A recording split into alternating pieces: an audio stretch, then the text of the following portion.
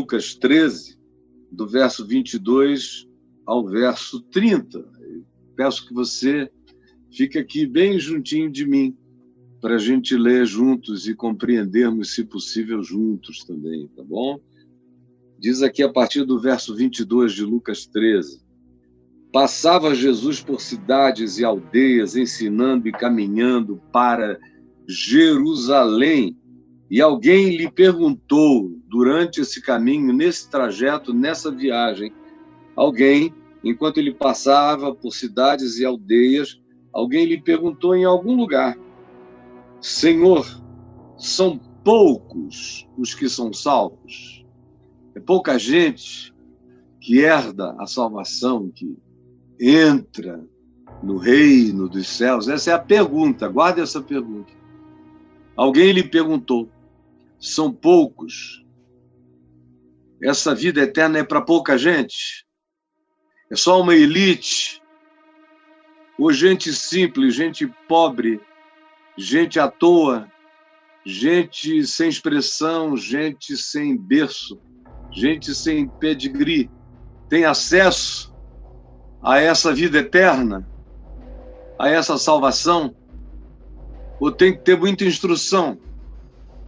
Ou tem que saber de coisas extraordinárias que ninguém sabe? Para quem é, afinal, essa vida eterna? Respondeu Jesus: esforçai-vos. Quem faz essa pergunta, que é parecida com a pergunta do jovem rico, lembra do jovem rico? Você vai ler sobre ele aqui mesmo em Lucas, no capítulo 19, e em outros ambientes, Marcos. Ele está presente nos evangelhos, o jovem rico, e a pergunta dele é essa. Basicamente essa: não são poucos os que são salvos, mas o que devo fazer para herdar a vida eterna? Ele achava que ele era um cara que tinha condições de entrar. E esse aqui, que faz a pergunta que a gente leu, são poucos os que são salvos, acha que pouca gente tem condição de entrar. Ele, o jovem rico, achava que ele era um candidato natural a entrar. É uma outra coisa. O que farei? Ele achava que estava na mão dele o pegar e o fazer acontecer a vida eterna. Esse outro aqui não tem essa presunção, ele só pergunta se são poucos. Mas as questões em si não são tão diferentes, exceto pela motivação do perguntador. E aí Jesus responde: esforçai-vos.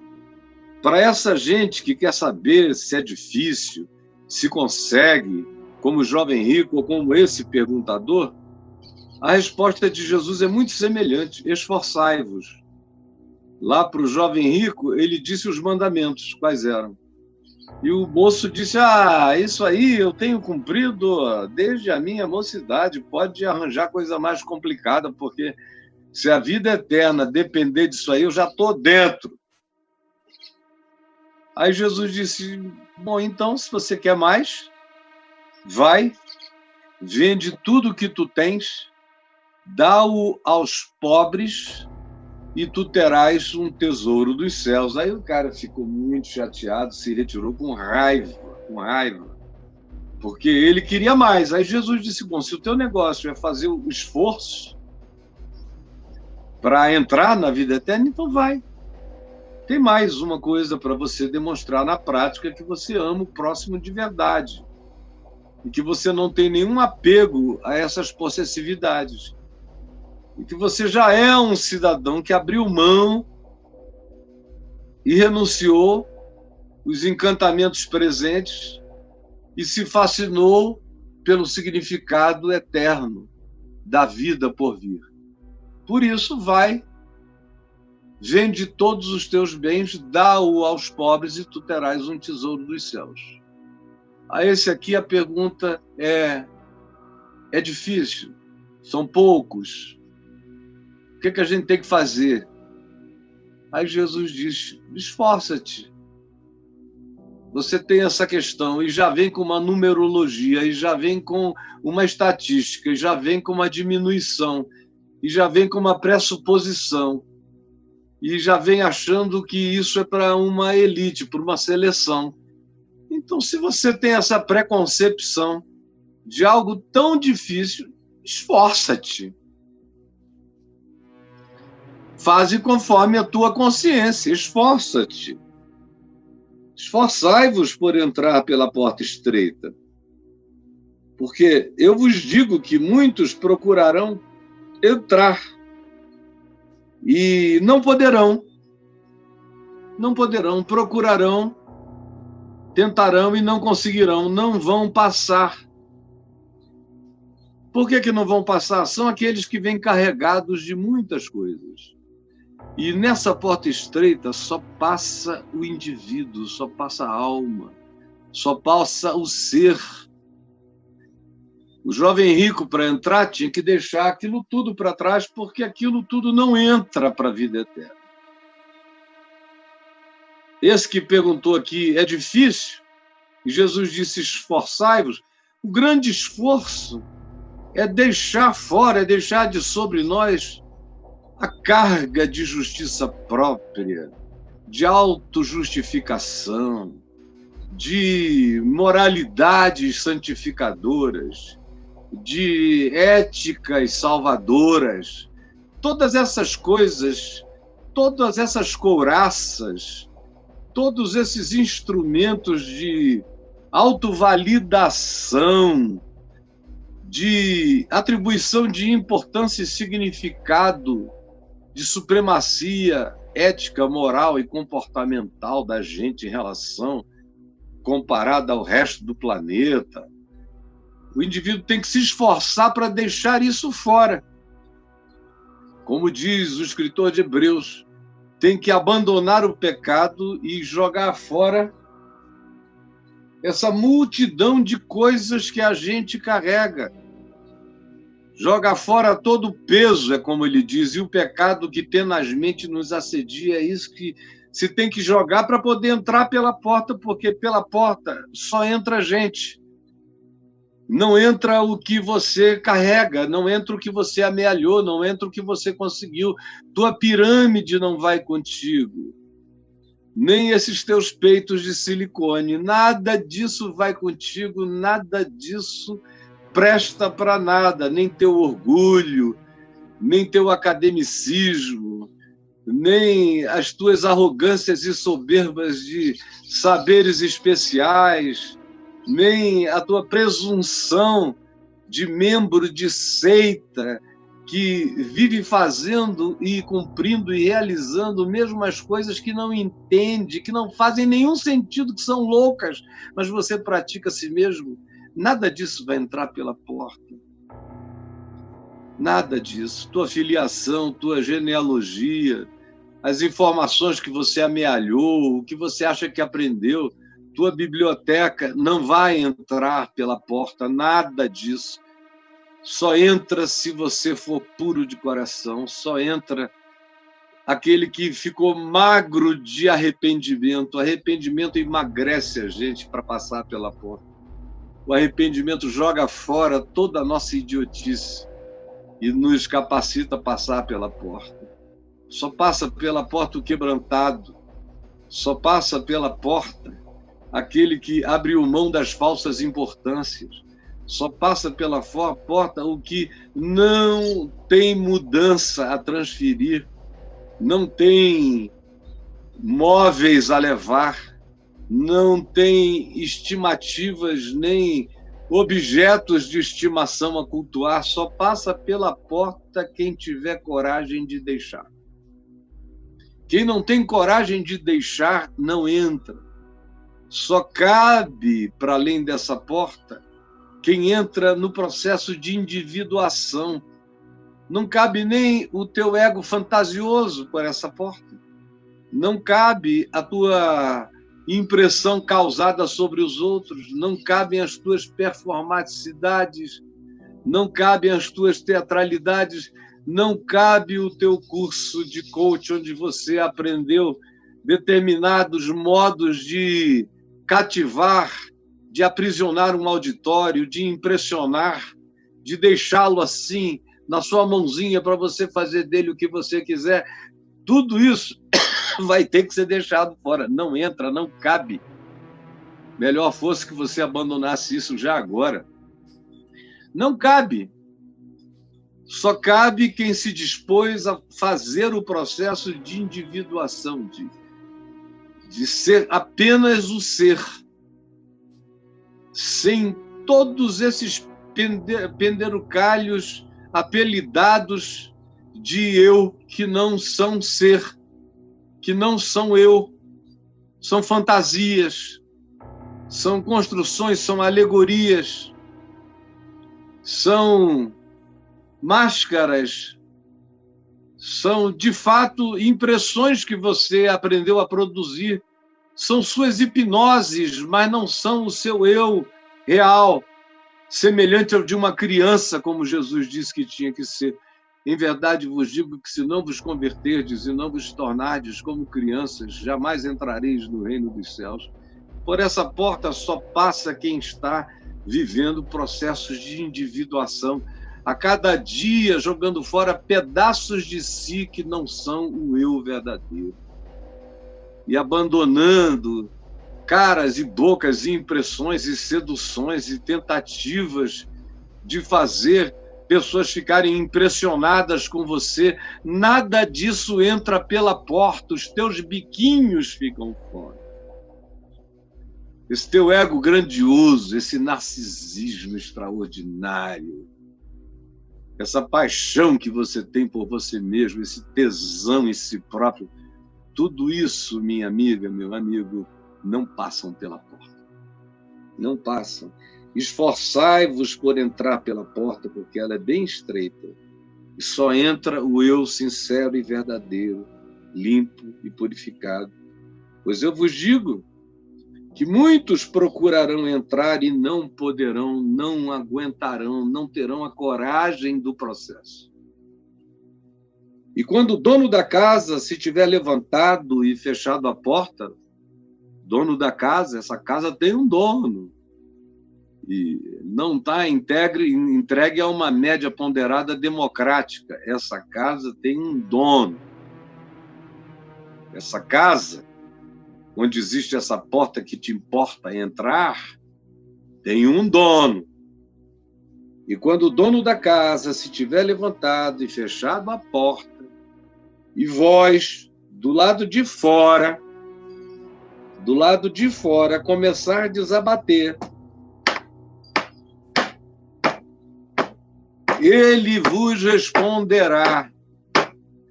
Ele vos responderá. Olhar assim pela fresta aquele bando de gente e vai dizer: não sei quem são vocês, não sei de onde vocês vieram. Ou, de um modo mais clássico, como está escrito aqui, não sei de onde vós sois.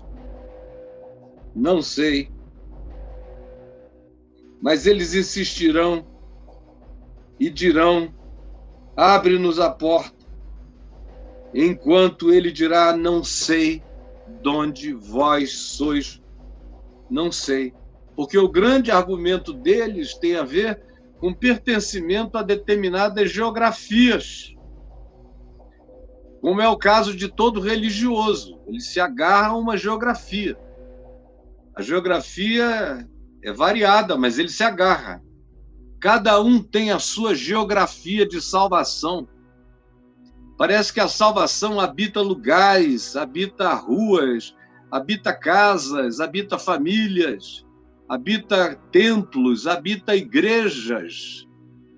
Por isso a resposta é: não sei de onde sois, de que lugar vocês são, porque o argumento tinha a ver com lugar, é uma lugarização da salvação. Não sei de onde sois. Então direis: comíamos e bebíamos na tua presença. A gente frequentou lugares onde tu estavas, supostamente. E mais do que isso, a gente tomou ceia. A gente comeu, a gente bebeu, A gente comeu pão, a gente bebeu vinho na tua presença.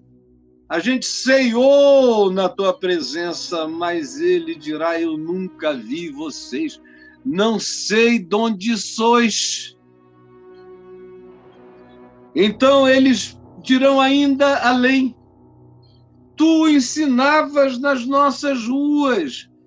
A gente aprendeu sobre o Evangelho, sobre ti, aqui mesmo, dentro de casa.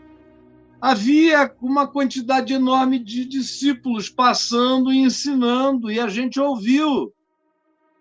Informação não nos falta, a gente sabe quem tu és. Informação não nos falta, a gente sabe quem tu és, mas ele dirá: eu não sei quem vocês são. Olha a ironia, eles dizendo: nós sabemos quem tu és. E ele dizendo: mas eu não sei quem vocês são. Porque o que importa a salvação não é que você saiba quem ele é que ele saiba quem você é. A informação dessa pedagogia que diz tu ensinavas nas nossas ruas é menos importante do que ele tenha prestado atenção em você, no seu coração, na sua sinceridade, no seu compromisso. Como disse Abraham Lincoln, o importante não é que eu saiba quem Deus é, o importante é que Deus saiba quem eu sou. O importante não é que eu esteja ao lado de Deus, o importante é que Deus esteja ao meu lado. Por isso, o importante não é que você saiba o ensino dele, o importante é que ele te conheça. Ele saiba quem você é. Poxa, gente, é tão simples de entender que não dá para ter argumento contrário, nem desculpa hoje ou em qualquer outro tempo da sua existência. É assim que é e é assim que será. E não queira saber como isso será. Não há argumento de dizer: a gente comia, a gente bebia, a gente tomava ceia, a gente sabia de tudo. E tu ensinavas nas nossas ruas. Ele vai dizer: isso não é o importante. O importante não é você saber de mim, o importante é que eu saiba de você. E para eu saber de você é preciso que haja verdade e sinceridade no seu coração em relação a mim. Mas ele, então, depois que você disser: informação a gente tem, chegava direto na nossa casa, na nossa rua, nos dias de hoje, na palma das tuas mãos a salvação está inscrita. O acesso à informação está assim, disponível na palma da nossa mão. Nunca esteve tão próximo aqui para você ver, mas não adianta. Não é isso que vale. O que vale é ele dizer que te conhece. Se ele não te conhece, não adianta você ter informações que não se transformam em vida. Entendeu? Ele vos dirá outra vez: não sei de onde sois. Não sei. Esses lugares que vocês estão dizendo, essas ruas, esses cultos, esses templos, esses santuários, essas congregações, essas igrejas, essas sinagogas, esses ajuntamentos, eu não conheço. Eu estive fora. Eis que eu estou à porta e bato. Se alguém ouvir a minha voz e abrir a porta, então eu entrarei na sua casa, cearei com ele e ele comigo, porque numa quantidade absurda de casas coração, casas ser, aonde todo mundo acha que soube e tinha o suficiente para garantir a senha de entrada, ele vai dizer: não sei quem vocês são, não sei de onde sois. E diante da insistência, dizendo: não, eu estava lá, eu era de lá, eu conhecia, eu tive a informação, ele vai mais adiante e diz: apartai-vos de mim. Apartai-vos de mim. A gente não se conhece, não insistam. Nunca rolou nada entre nós. E daí? que vocês sabiam o meu nome? E daí? Que vocês sabiam doutrinas a meu respeito? E daí? Que vocês tinham informações para dar a quem não tinha nada? E daí? Apartai-vos de mim. Informação sem arrependimento, sem quebrantamento, sem mudança de vida não vale nada. Catequese que não transforma não vale nada. Mensagem ouvida que não revoluciona o ser não vale de absolutamente nada. Não lhe dá a senha de entrada. Você está fora. Aparte-se de mim, você e todos os que praticam a iniquidade, conhecem a informação, mas praticam a iniquidade.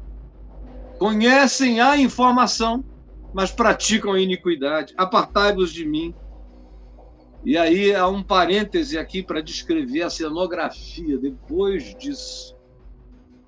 É uma descrição escatológico-existencial. Depois disso, então, o que acontecerá?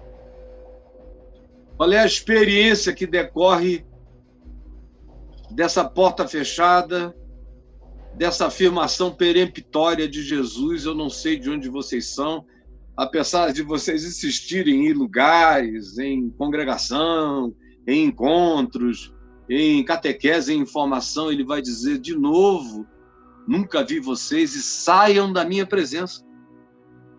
E ali haverá choro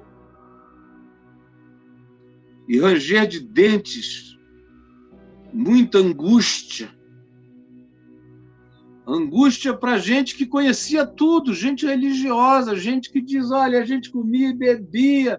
Você não entendeu ainda que o grupo de risco é justamente esse grupo que tem esses argumentos que diz: você andava nas nossas ruas, você ensinava nas nossas casas, a gente ouviu contigo, a gente comeu, a gente tomou ceia, a gente bebeu, a gente estava presente em todas as circunstâncias.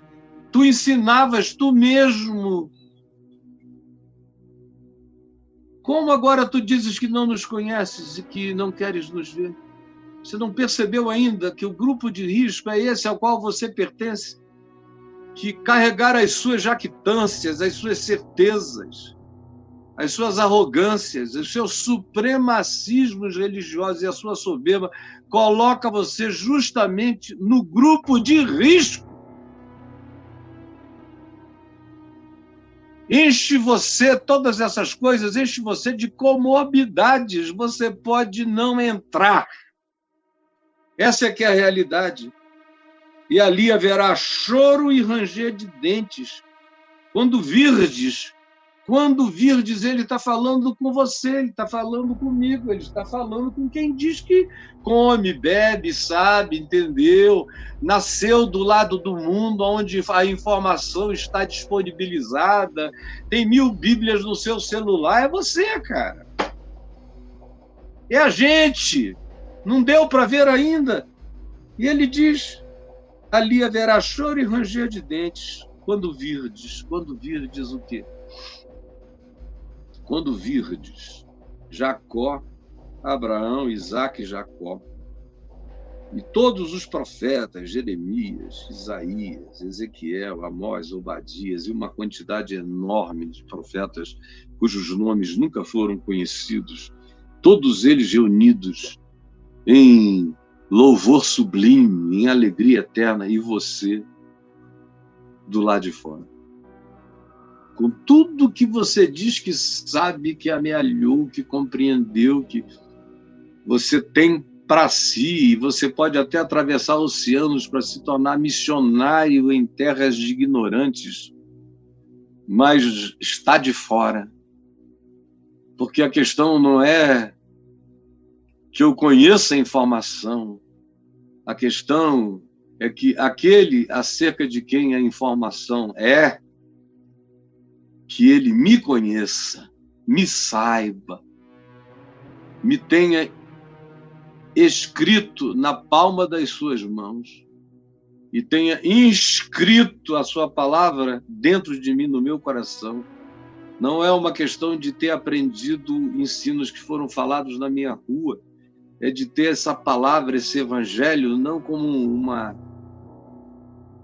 uma tentativa de alguém de comunicar uma boa nova, mas da própria boa nova que foi guardada por mim ter sido inscrita no meu coração. É aí que acontece toda a diferença.